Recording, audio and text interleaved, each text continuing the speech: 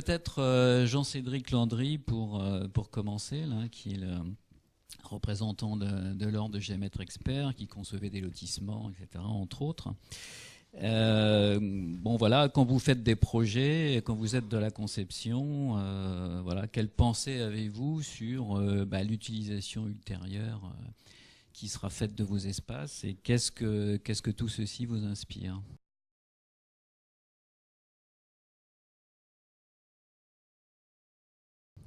Alors, effectivement, le sujet à brûle-pourpoint m'avait interpellé. Et au final, c'est effectivement particulièrement intéressant de rentrer dans l'aménagement par cette notion d'espace public heureux. Donc, je tiens à remercier les représentants du séminaire Robert Ozel de nous avoir soumis ce sujet. Et c'est extrêmement motivant pour les équipes de maîtrise d'œuvre en général. Parler d'espace public heureux, c'est également un raccourci intéressant, puisque c'est bien entendu les usagers qui vont être heureux ou pas dans nos espaces, c'est certain. Et donc là, ça pose tout de suite la question de savoir quelles sont les fonctions attendues par les usagers pour qu'ils soient heureux. Si on pousse la caricature un petit peu loin, on peut parfois considérer que l'usager va être heureux simplement s'il arrive à se déplacer d'un point à un autre dans un délai raisonnable. Là, c'est un petit peu schématique, mais ça peut se limiter à ça. Donc, dans un premier temps, c'est de pouvoir offrir une multiplicité d'usages aux différents usagers. Ensuite, qu'est-ce qu'on peut apporter de plus pour affirmer le caractère heureux de la chose ? Il n'y a pas que la fonction. Qu'est-ce qu'on peut faire pour améliorer encore ces éléments basiques? Donc ça va être des possibilités de rencontres, des rencontres sociales et des rencontres transgénérationnelles. Donc là, je rejoins directement vos propos, puisque il faut pouvoir faire se rencontrer des personnes dans des systèmes accessibles à tous, non seulement les personnes handicapées, bien sûr, mais que toutes les générations puissent se croiser dans ces espaces heureux. Et puis, un point qui fait partie des fondamentaux qu'on oublie, alors on en a parlé à quelques reprises, c'est la sécurité.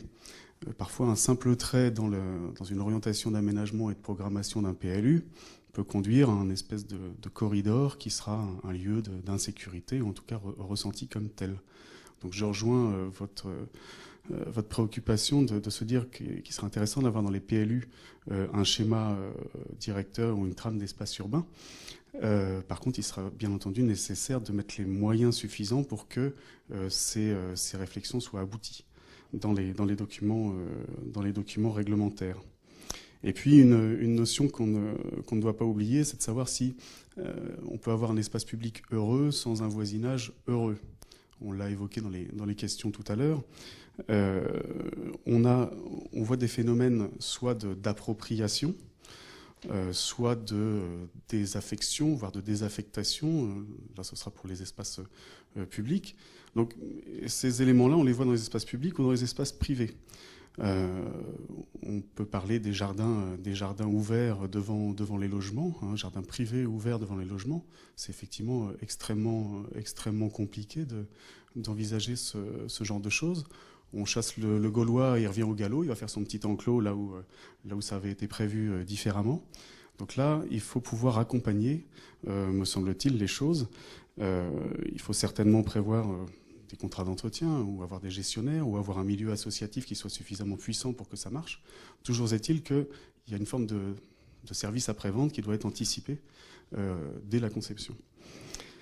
Et puis on peut aussi pousser cette forme d'accompagnement par des médiations au moment des travaux, enfin un rôle de médiateur au moment des travaux, parce qu'on se rend compte, là on est plutôt dans la rénovation urbaine, on se rend compte qu'un certain nombre des voisins commencent à s'approprier l'espace uniquement à ce stade des choses. Donc il peut y avoir aussi à un moment donné une charnière à ce niveau-là. Je vais revenir sur la mise en valeur qui fait partie du sujet du jour. Sur la lumière, je pense qu'on n'a pas beaucoup parlé de la lumière naturelle, on a parlé beaucoup de la lumière artificielle. Et il y a également tout un tas de problématiques à prendre en compte sur la lumière naturelle, donc dans l'orientation des espaces, leur dimensionnement. Et bien entendu, l'aspect végétal, sur lequel je ne vais pas m'appesantir, parce que c'est un travail d'orfèvre et de spécialiste qui est fait par les paysagistes en particulier. Mais cet aspect de la lumière naturelle mérite qu'on s'y attarde en fonction de ce que l'on veut faire de l'espace public. La lumière artificielle... Excusez-moi simplement, vous avez dit tout à l'heure que le service après-vente, on pouvait l'anticiper au stade de la conception. Est-ce que vous pouvez préciser ça? Alors, on a l'espace public, on a l'espace privé, puis on a des espaces... alors, il y a les problèmes de délimitation, espace public, espace privé. Donc ça, c'est des choses qui peuvent être anticipées de façon tout à fait claire, parce que bien souvent, dans des projets, on a des espèces de flou entre l'espace privé pur et l'espace public pur également. Ces flous sont des espaces gérés par différentes formes qui peuvent être des associations urbaines, qui peuvent être des organismes, des gestionnaires de logements sociaux. En tout cas, si c'est exprimé clairement au moment du projet, on peut se poser les questions de la gestion. Ensuite, on peut aussi réfléchir à des espaces intermédiaires, donc créer des organes de gestion pour ça.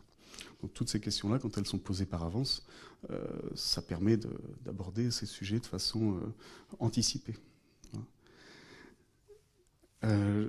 Sur la lumière, je ne vais pas continuer sur la lumière artificielle, on a eu des débats, des présentations tout à fait complète. Par contre, c'est vrai que dans des projets classiques, on se rend compte effectivement que la lumière est maintenant vivante, qu'elle a des couleurs beaucoup plus bien différentes de ce qui se pratiquait juste avant, jusqu'à présent, et qui sont maintenant modulées de façon assez simple, et qu'effectivement les spécialistes de la lumière sont nécessaires dans des équipes pluridisciplinaires pour concevoir des aménagements intéressants. Par contre, j'aimerais pointer quand même les problèmes normatifs sur la lumière, c'est-à-dire qu'on a aujourd'hui une gestion de la lumière qui se fait au gré des autorisations d'urbanisme.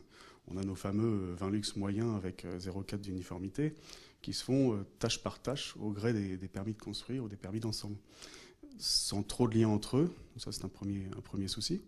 Et puis le deuxième souci, c'est que par cette norme, on va créer des uniformités sur lesquels il est délicat d'aller mettre en avant, faire des approches plus artistiques. Donc, est-ce qu'il faut surajouter la lumière? Est-ce qu'il faut en retirer? Vous en parliez tout à l'heure de façon beaucoup plus précise que moi. Il n'empêche que l'approche normative crée un espèce de fouillis lumineux qui est assez difficile à prendre en compte. Voilà, alors...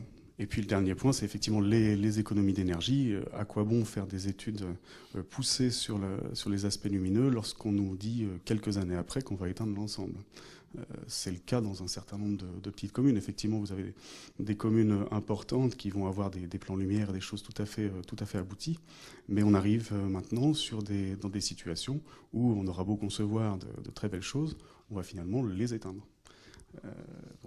C'est une question à se poser en amont également.